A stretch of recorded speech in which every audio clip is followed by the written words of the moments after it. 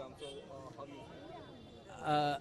It's a very unfortunate as well as deplorable act that the government chose to insult a decision, an enactment by the Parliament of India.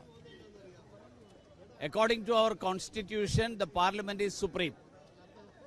And any decision taken by the Parliament is applicable for the entire country.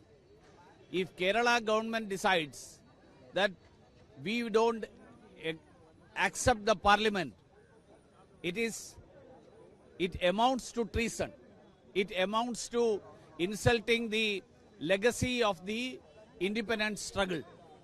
On this Independence Day, if the Kerala government takes such a decision, I am sure the people of Kerala will discard all these views held by the government of Kerala. So, how do you see the Binoy Visham's comment also? He even supported Naxals in See, Binoy Vishwam is a representative of the Communist Party who had backstabbed the independence struggle.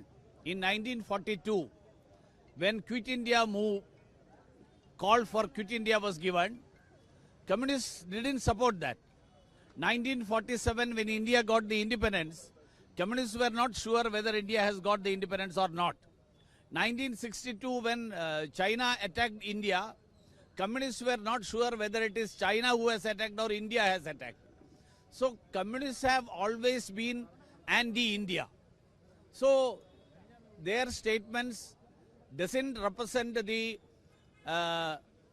emotions, the feelings of the Indian community. That is why Communists are now reduced to single digit in the Parliament. They don't have power in any part of this country.